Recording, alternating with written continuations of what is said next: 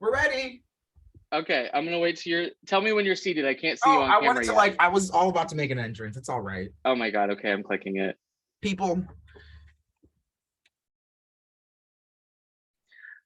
Hello. All right. Hi. Let me change the view real quick. There we go, much better. Hello. Hello. Happy Thursday, Denzel. Is it Thursday? It is. I know that. Sometimes I forget though. In the middle, you have those days, right, where like you forget what day it is and you remind yourself several times. Yeah. This is Thursday. I'm excited. Thursday, July 14th. We made it. We made it. Every day we wake up, we say we made it, I think, right? Like we made it to another day. We made it through Pride Month. We made it through here we are. I don't know. We made it through the continued deregulation of our rights, but we're doing hard to make changes to make sure that that doesn't continue to happen. We are living through. Yeah, we didn't make it through. We're here. Living through it. I mean, gosh, I think a lot has transpired since we have last sat down together with the community and some of the issues that have happened. I mean, I think here in our state alone, we continue to see, a number of bills being considered and 454, 616, like all these different things that are still being considered. And then nationally on the landscape, we have not been together since Roe was overturned, and that's shocking, appalling, all the words that I probably shouldn't say in public spaces. As well, and and I think we understand and know, quite frankly, that is that they are coming for us. Yeah, I was talking with a loved one who really wasn't grappling why this affected me, and I'm like, well, justice. I don't know if I feel comfortable calling someone justice who's perpetuating injustice. Thomas cited other legislation that directly affects my everyday life. Obergefell versus Hodges. Interracial marriage. I'm married to my husband is Black, so quite literally, like, these next few things are directly affecting me. So I had to say to this loved one, like, I know that in our culture, at least where I'm from in Appalachia, talking politics is a no-no, and it's very much considered uncouth to do so. But this isn't political, and I think folks are finally realizing that in these small conversations that we're having with loved ones, to say, this directly affects me. You can't say that you love me and then turn around and vote in a way that's directly putting me and my family at harm, because it just doesn't work that way. And they tried to use the old biblical analogy of like, well, sometimes we have to turn the other cheek, and I'm like, I can turn the other cheek and we can still be in community, but my cheek still hurts. I'm not going to forget that you slapped me. I can forgive you, but also I'm still going to be mad, and my cheek still hurts. And I'm going to. So I think that is, it's a reminder. So I think as we're having these larger conversations, where as an organization and as folks working within the community, we can use our platforms, but also I think it's really important to talk with folks and make sure that the folks in our life that maybe aren't there yet, to have moments where, of course, understanding that if someone is completely dehumanizing you and they're unable to see your humanity, that's a different conversation. But for those folks who are, we don't have to have that conversation. But for our loved ones that maybe just don't get it, part of the work is having those difficult, awkward conversations with our loved ones to talk about, like, yes, I might not be someone who is assigned female at birth, and Roe v. Wade does not affect me as directly as some folks, but I can understand, and also injustice that's happening to someone else in my community is still injustice to me.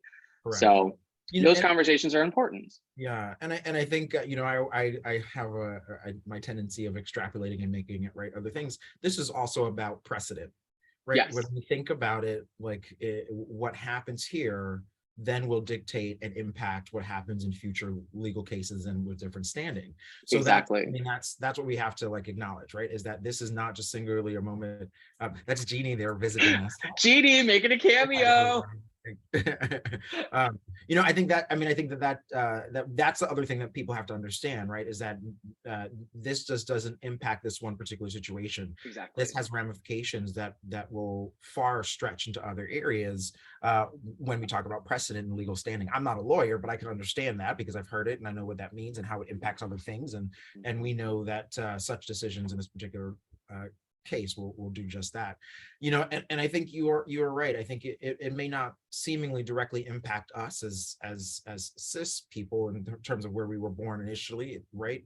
But as people who love others who are in this particular space, that matters. As someone who is raising a daughter, someone who sees herself as that right now, right? That's the language she uses. Like that matters. I want to know that she has the right to live her life the way that she wants to. Exactly. And ultimately, that's all the work that we do, right? I think in this space is that I always boil it down to happiness, right? The work that we're doing is fighting for people so that we can make space so they can step into the happiness that they so choose. And that's what this is all about, right? 100%. It is about happiness. We want to ensure that as humans, we are doing the work that we can so that people can live their truth and be as happy as they can. That's it. Yeah. I think that's real. I know it sounds so simplistic, but I think that's really it, right? Like that. Exactly. Justices should understand that. And those who are attacking our community should understand that as well. We just want we just want to be happy and we want some privacy. But speaking of happiness, shifting gears hard shifting that gear. We were really happy that we were able to celebrate with some guests from afar last week. We had a lovely ceremony of renewing the vows with Crown Prince, His Royal Highness, Prince Mahavendra Singh Gohil and his husband, Duke DeAndre Richardson, were visiting from India. And on their 9th wedding anniversary, wanted to celebrate their love amongst community. And we are so grateful that our community came together and helped just do just that. So we were so grateful that with a quick turnaround, our good friend Joseph Souza from Equality Ohio brought us on board, and we were able to kind of galvanize our community to be like, come on, like, I know this sounds random and I know this sounds weird. I promise it's not a scam. Because like, you know how you get those emo scams, like there's a prince from XYZ country and they want XYZ, because that's immediately what everyone in my life told me. They're like, you're going into this like in spending how much money? I'm like, I'm not giving him money. So that was, it was very, it was great to be able to have a moment and celebrate happiness and celebrate love, because I think that there's a lot of heaviness right now between injustices and deaths that have happened within our state and within our community. As well as legislation. There's a lot of heaviness. So to be able to have those moments, and something that we talked about as a team, as well as I talk about with others when we're talking about pride is yes, a protest, and yes, a moment of standing up and reflecting on the history of resistance that is within our community, but also protest can be in the form of love. Of the thing that they're fighting is our love and us living unabashedly. So in the midst of all of this heaviness, being able to do what we are fighting for, to celebrate love, was beautiful. I'm getting emotional thinking about it just because we don't get to have those moments. Like those moments sometimes feel fewer and far between because of the heaviness. But we were able to have guests and community to share some space and to celebrate love. And so we're grateful for everyone who was able to join us. And even if you weren't able to join us, to send, we've been feeling the positivity from it. So thank you to our community for having that beautiful moment. Which I'm sad that you couldn't be there, but I'm also grateful that you were taking some time to rest and recuperate. I mean, it was great to be with family for a week and have that time away. I am sad that I wasn't here for it. I love seeing the photos and some of the footage that I've seen thus far, and I am immeasurably thankful to Joseph and Equality Ohio and all of that partnership there, and and the city of Columbus. I mean, I think we also have an opportunity to partner with the city to welcome His Royal Highness and his husband, and I think that was wonderful. And I think it just continues to reflect how if we are thoughtful and intentional about the work that we do, we can truly develop great partnerships and relationships across community to support our community. So 100%. Like if I'm thinking back to just things that I know, legislation that's passed within our city locally, but also fast forward to 2022, and in the last 2 months we've had the Schallenberger illumination ceremony within city council chambers. And then we also hosted the first, and as of now only, openly gay monarch in modern history, talking about his experience, talking about conversion therapy in an unabashed way, in a positive way, to talk about how he's a survivor of that and how he's worked to fight for other folks to not have to go through what he's gone through. That is in our city, since that took place in our city council chambers. So to understand that, like, sometimes progress feels slow, but then there's moments where it's like, yeah, this is a venue. But when we think about the decisions that are made that impact our community broadly, that take place within that chamber, but we're also able to access it within all facets of our queer identities.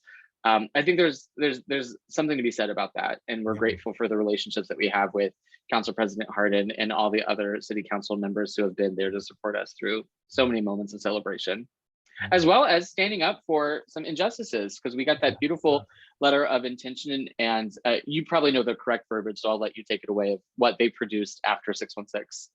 Yeah, no, it was wonderful to be able to partner with council to produce a resolution that vehemently basically just said they did not agree with 616, and they thought that we should do everything we could as a community to ensure that did not move forward.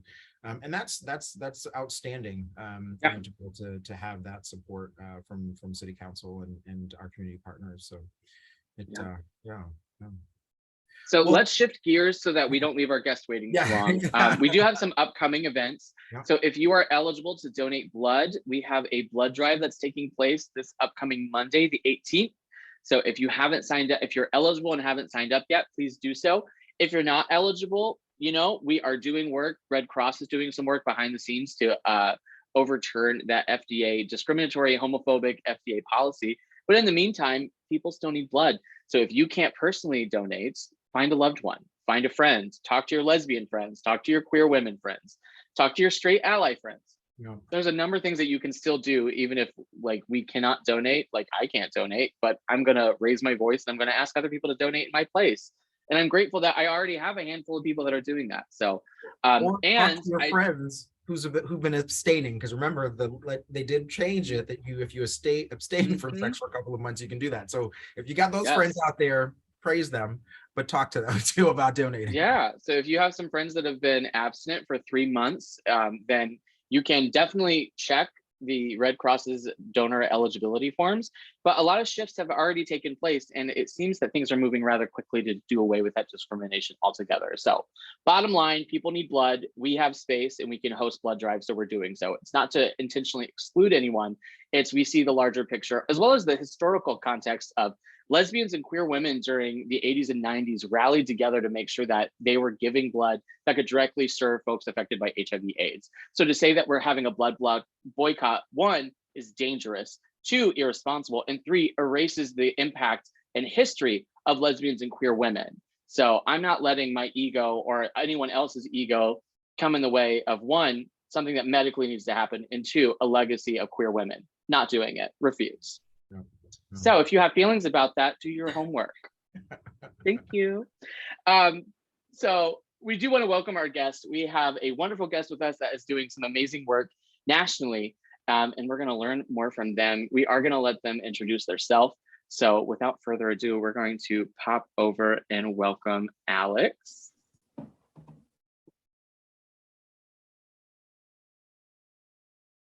Welcome, Alex. Hey, how's it going? Good, how are you? So if we could kick off, why don't you introduce yourself? I've already said your name, but I want you to have the floor to introduce yourself and talk a little bit about the work you're doing. Yeah, for sure. Hey, y'all. Good to be with you. My name is Alex Rosario. My pronouns are they, them. I am with the National Center for Transgender Equality, and my role there is the USTS Outreach Manager and National Organizer.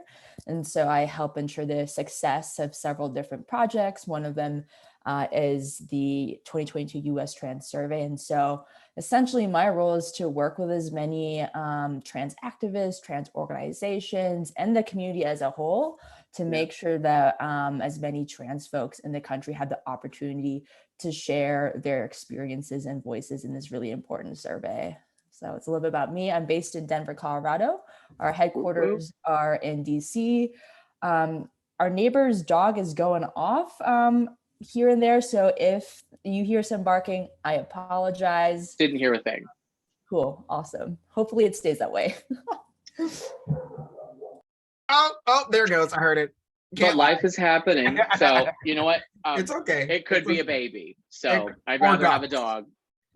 So it could be my ducks. Or a motorcycle or a truck. So right, not to pinpoint babies. So I've prepared a few little questions and I'm going to look down at those real quick. We've already done the first one.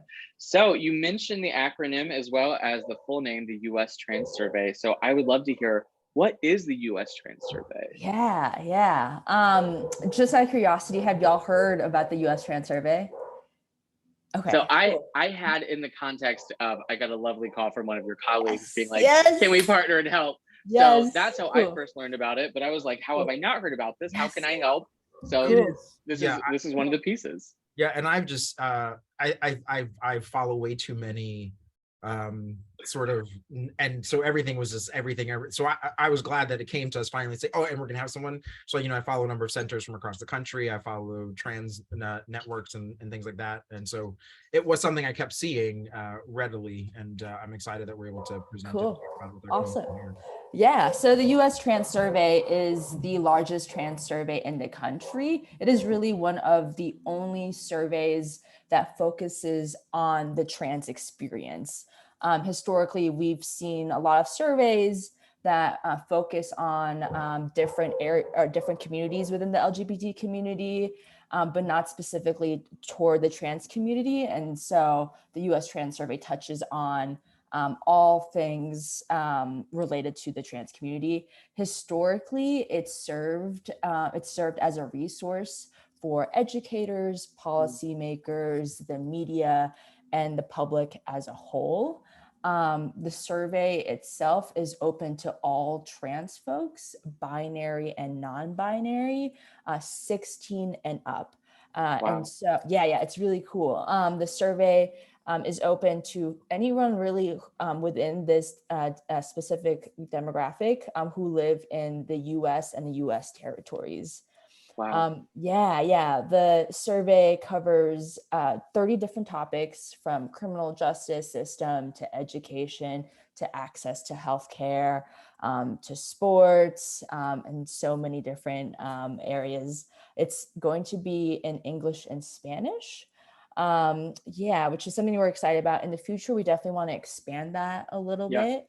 It is going to be mobile friendly as well. And it's going to be an online only survey. And the reason being is because the survey is quite long. There's a total of about 750 questions, but not, I know, I see your face, but not everyone is going to get all 750 questions. And so for folks who are listening, there's going to be a comprehensive, complex skip logic built into the survey, meaning that if you were to answer a specific question or a section a certain way, you may or may not get the next question or survey. So for example, if I get asked, did you ever serve in the military?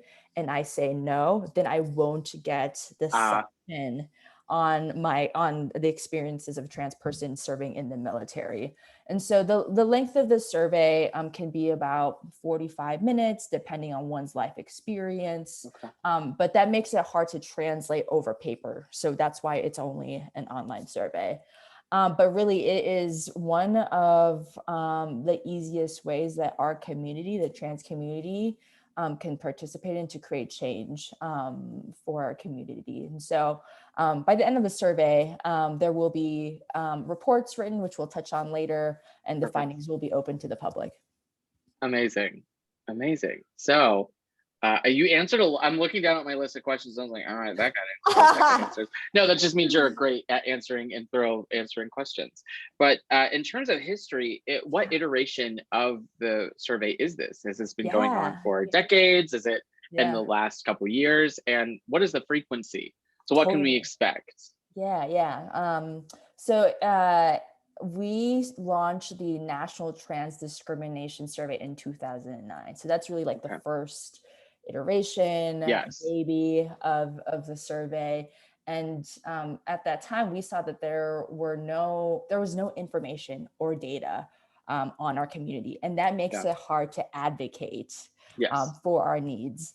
And so we launched the 2009 National Transdiscrimination Survey with a variety of different national organizations.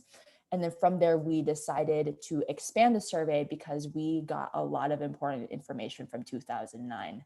And so then we launched the 2015 US Trans Survey, and that broadened and expanded the questions and sections from the 2009 survey. And our goal is to launch the survey every 5 years. And our hope was to launch the survey in 2020, but with COVID, we had to delay it because we wanted to have some level of comparability. And to also make sure that we do right by the community and reach out to as much of the community as possible. And that's hard online, virtually. This survey, the 2022 survey, there's more questions compared to 2015. There's new sections. So for example, we now have a COVID section. We want to know, what was it like for a trans person to live in the time of COVID? Did you get laid off? Did you feel comfortable getting your COVID shot? Did you feel comfortable going to the hospital when you needed care? We're also adding a section on sports. We're seeing a lot of discussion around sports and lots of bills targeting trans athletes and trans youth. So we're adding a section on sports. We're also adding some more questions on family planning and abortion as well. And something that's different too is that in 2015, the survey was only open to folks 18 and up, and we've decided to lower the age this time to 16. So we're really excited to give the youth an opportunity to share their experiences, especially since there are more youth that are out. But like I said, we're also seeing a lot of legislation targeting trans youth and just the trans community in general. Yeah. So being able to give them a voice in a very succinct way that translates to data. That's beautiful. Yeah. And we're exploring how we ask race and different demographics. So in the past, we would ask how folks identified racially, but now we're asking folks, what are folks' ethnicities? So I'm Asian, what is my ethnicity? I'm Filipino. So we're getting a little bit more granular around that. And then something that's also different is that we're asking more questions specifically for the Alaska Native and American Indian community as well. So did these things happen on reservation, on tribal lands, or did it happen off tribal lands, if that makes sense? Because things are different, right? So that's something that we're really excited about as well. And just a quick shout out to our Alaska Native and American Indian Committee, because they've really pushed us to make this specific area better for this round of the survey. That's amazing. And it's also commendable to make sure that you are including so many different nuanced voices. So great work. That's beautiful. Denzel, do you have questions that you would like to ask while I'm looking at my notes? No, honestly, I'm just smiling because, as you said, you're answering like so much of like the next sort of what would be next, which is, I know it's a great thing. So no. And then of course, Zach is following up with the responses that were in my head. Like you just used the word nuance. And I was like, oh, I'm just going to say that. And then, no, I think it's great. I think the thing that it's not really a question, it's just more a statement. I think I've just really been excited to see how prevalent conversation or discussion or promotion of the trans survey has been in my social streams in the last couple of years. And that's new, right? Like, whereas before I cannot say that I saw that quite regularly. It wasn't like we weren't promoting it so heavily, or it wasn't so much out there. I don't know what has changed. But I think it's been great to see how the community has spoken about it more, and it's not just trans identities who are uplifting this information, which I think is really great. So so that's all I was, as I'm sitting here thinking about it, because I was like, the places where I'm seeing it are not necessarily trans specific voices. They're just people who are saying this is important and it needs to be in front of everyone, because we don't ultimately always know where trans identities exist, right? And so you got to put it somewhere, right? And you have to be willing to say, hey, let me just share it with my audience, because I don't know who's out there and who may then also feel like, wow, thank you for seeing me enough to say I'm going to share this, because I don't know who's in there. So anyway, that's it. That's all I keep thinking is just it's just been so exciting to see so much of it out there. I love that. That's awesome. That's the goal. That's the goal. Perfect. That's great to hear. So what is the timeline of the survey? Because I think, is it live now? Is it about to be launched? And then my follow-up to that is, when can folks expect results? Because I love those juicy details. Yes. Since November, we've been in what's called the pledge period. And for folks who are listening and are not aware what a pledge is, for us, it's essentially getting folks to commit to take the survey when it goes live and committing to share this survey when it goes out. And the reason why the pledge period has been so important is because it helps us track how many folks plan to take the survey, and it gives us an opportunity to change up our outreach efforts if needed. So we're able to track how many Black trans folks have signed up to pledge to take the survey. And depending on that number, we'll go ahead and shift our energies. Because based on the 2015 survey, we had about 28,000 take the trans survey, which was really exciting. And we also found that there were gaps. That there were communities that we didn't get an opportunity to really hear from. And so our goal from that, we've identified some priority populations for this survey. And so we've been keeping an eye out on where we're at with pledge numbers. And with pledge numbers, we are actually we're at about 29,000 folks who have pledged to take the survey, which blew the 28,000 number that we had in 2015. And the survey's not even live yet. You know what I mean? So it's super exciting, super exciting. Once it comes out, we're expecting that number to get even higher. So since November, we've been in the pledge period. So we've been working with our partners on the national level to getting the word out, and also the hundreds of local organizations like yours and getting the word out as well. Our hope is to have the survey go live in late summer, hopefully around late August, early September, for about 4 weeks. And one of the reasons why the pledge period is so important is because once that survey goes live, we can send an email out to all the folks who pledged to take the survey so they can take it on the first day. And so if you're listening to me talk about the pledge period and you haven't pledged to take the survey, you better pledge to take the survey at ustransequality.org, that you can stay up to date. Then once those 4 weeks close, that's when our researchers, our statisticians, our analysts, in addition to some of our partner organizations, will go ahead and start analyzing the data, cleaning the data, and go into the report writing process. The report writing process is a very tedious and long process for folks. If you're interested in taking a look at the 2015 reports, you can check out ustransequality.org, but essentially there will be several different reports that the public will have access to. The first is the executive summary report, which will highlight the key findings from the survey. And that will be the very first report that will come out, and that will be at the beginning of 2023. And then the next report will be the multi-100-page report that will dive into the findings from the report. But in addition, each state will have their own report. So Ohio. Yes. Oh, this is like the cool part. Each state will have their own report, which is really, really helpful and useful for organizations who might not have the resources to conduct their own surveys, right? And so, So like what I've loved about my role is I meet hundreds of organizations who are like, oh, like we use your data for our strategic planning, for our grants, for X, Y, and Z. And so each state will have their own breakout report highlighting all the findings from the respondents that live in their area. And then in addition, there will be a breakout report for each of our priority populations. So there will be a Black trans report, a Latinx trans report, an older trans report, immigrants trans report that can be used by y'all and just like the public in general. And so those are several different reports, and they'll be slowly released in 2023. But the first one will be the executive summary. That's super exciting. Especially I wasn't aware of the state by state, but like that's going to help us immensely, because one of the things that I tried to do when I first came into this role was like, where's the numbers? Like, where are numbers? And our numbers for Columbus were dating back to 2009, and nothing had happened since 2009.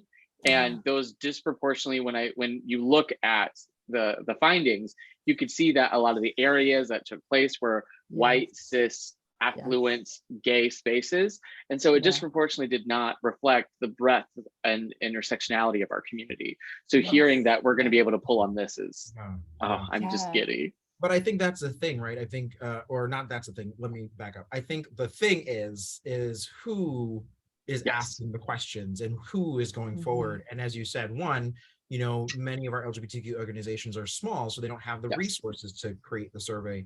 And then those affinity organizations who do surveys, their affinity. And so people are like, well, why am I going to go tell the United Way about my queer identity? Because what are you going to do with that data? And I'm not, and not poo-pooing the United Way. I appreciate that they do that work, because it's still work that we use.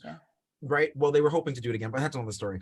But that's you know, that's still data that we use. But I know that there probably were people who are like, I'm not going to answer that question, right? Like, I'm not going to talk to you about this information. But knowing that it's coming from within the community and we're doing the work, I do believe people are going to be more apt and willing to share that information. Like, this is my people asking me these questions. So I'm gonna tell you what's up. So that is something that is great about it. Yeah, I appreciate you highlighting that, because this is a trans survey by trans people. You know what I mean? And we often see surveys, like you touched on, Denzel, that are conducted by people who aren't from community, who don't share these experiences. It's amazing. I'm thinking back to, I didn't realize that this was tied to that crime report, because I've used that in presentations, I've used that in grants, I use that in my grad school experience. I've pointed to that data. So it's really exciting to know that so many other queers are going to be able to advocate for their community in a very specific way from this data. And the best thing that we can do to make sure that we're getting the resources that we can do, this is me kind of evangelizing, is if we want to be included in the data, we have to take the survey. And if we want to help our friends who are doing the survey get things more quickly and more efficiently, we need to pledge and then take it as soon as it goes live, which I think the timing, prior to this, Denzel and I both have worked in higher education. And so thinking of that August timeframe, you're hitting right when students are coming back to college campuses and that late August period. So that's going to be so many younger voices that are able to talk about their lived experiences. And I love the intentionality of expanding to age 16, as well as having that intentionality of bringing out the separate groups and different identity groups, whether that be Black trans experiences or aging population. And I'm assuming you didn't mention it, but I'm assuming there's going to be intentionality about folks within that younger demographic that are talking about their lived experience, to where when we are fighting as adults for them, we're not speaking, we're able to uplift their voice through this. We're able to say, this is what the data shows of folks that are directly affected by this. Are they in school right now when we're in this meeting? Yes, but their voices are here through this data. So I love being able to marry that data point and that kind of like looking at the analogy of the elephant and the rider. So the rider being that data driven, but what drives the car is the emotion, and that is the elephant. So being able to translate those, I'm really, really excited for the results of this. It's super exciting. I'm like itching. I'm just itching to know. Should be interesting, especially since a lot has happened the last 7 years, change in the White House administration, COVID, right, more visibility around racial issues, like so much has happened. So my final question, and I think you've already touched on it, and I think I also just touched on it, was what can other LGBT orgs do to get involved, and what can individuals do within our community? So first and foremost, pretty simple, spread the word in as many ways as possible, right? Like that could be social media, support groups, newsletters, events y'all are hosting, any avenue where you're engaging with the community. Something that we are in conversation with other organizations is exploring the possibility of hosting a survey taking event when the time comes. And there are ways for us to support like hosting a survey taking event. So like we can send some, tablets? Wow. Some tablets to organizations who don't have, a computer. We can send tablets that to folks to rent out for a couple of days to host a survey taking event. If you have, if you have like a computer in your facility in the waiting room, you can have like the US Trans Survey website there for the pledge. That way, if folks are just hanging out, they can go ahead and pledge right there and then. I think I've sent you all some palm cards. Yes. Yeah. So for other organizations who are listening in or would like to support the US Trans Survey, we've got some palm cards that you can order for free. They're in Spanish and English, and they'll have the QR code for folks in the back. So folks can just scan it, take the pledge, take the survey when it comes out. Host some sort of like informational event, kind of like this. Where folks can have a direct line to the USCS team, ask any questions that they might have or share any concerns that folks might have. But y'all know your community best, right? Like, yes, I'm trans, like, yes, I'm in this work, and like, I'm not from Columbus, right? Like, I don't know like how to best engage with folks in your communities. So if you have an idea or if other folks have ideas on how to best get the survey out to your community, please let us know. We just want to support y'all and make this as easy as possible. We also have an outreach kit as well to Stop Shop that organizations can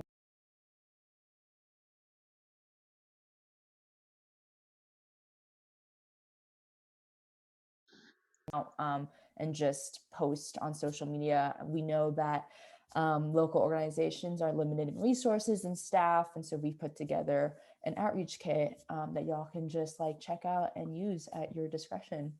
In terms of how individuals in the community can get involved, Denzel, you touched on this. We don't know who's trans, so just like spread the word wherever you can, whenever you can, social media, texting your friends, sending an email out. But yeah, those are some of the ways that folks can get involved in these next couple months. Love it. My gears are already turning. So we already have a kiosk at the front of the desk, so we can have that link in the favorites ready to go. The palm cards are already out.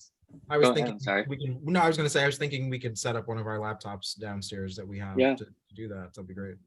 Yeah, that'll be perfect. Well, Alex, thank you so much for sharing time with us and sharing. Also, thank you for the work that you're doing. Thank you for the work that you and your team is doing. It's going to impact our work directly. It's going to help us when it comes to applying for grants. It's going to help us to be able to give data points to folks who don't, maybe the emotional piece is not there for them, but we can provide those data points to be like, here is what we need and here's the data to prove it. So you're going to make our work a lot easier in some ways, and we're really grateful for the work that you're doing. So thank you for taking some time to talk to us about it. Yeah, likewise. So grateful for the work that y'all do. And I really, really hope that this is not the last time that we work together, even outside the US Trans Survey. Like, I am around. We're in this together. But yeah, it was so fun to just like spend some time with y'all. Oh yeah, and we're definitely, next time I'm in Denver, we're going to lunch, so it's gonna happen. Yeah, it's 100%. Well, me too. Fine, include yourself. All right, y'all. Thank you so much. We're just gonna end the live real quick. Thank you everyone who was able to join us and learn more about the trans survey. So again, we're gonna be posting about it on our social. You're gonna see the palm cards in our lobby. So if you know of other folks, again, Alex has given us some great action steps. Email your friends, text your friends. So spread the word so that even if you're not trans, you can share this so that other folks' trans voices can be heard, because our voices are important. So thank you everyone for joining us. Thank you, Alex, for joining us. I'm gonna do one little plug. I don't know. Here in across our community, if we are aware, there will be folks out on the 16th. Yes. For at the State House community.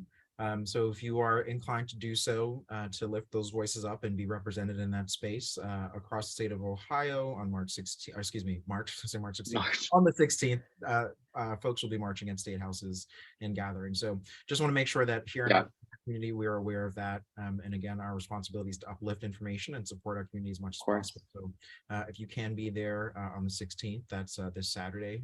At noon. We'd encourage you to be there for the The official title is March for Trans Justice. The T is not silent. It's being organized by our good friends at Trans Ohio, at T Talks. So really grateful that they are doing that work. And also, if folks have capacity, if you are young and your knees aren't cracking, go ahead and hit the streets if you feel so inclined. But also take care of yourself. If you don't have capacity, don't beat yourself up. We are going through a lot right now. So if you don't have capacity to do the march, maybe send an email to your friends about the US Trans Survey. So we're not saying that you get a pass completely, but what we're saying is do things that are conducive to you. So thank you to everyone for joining us, and we will see you next time.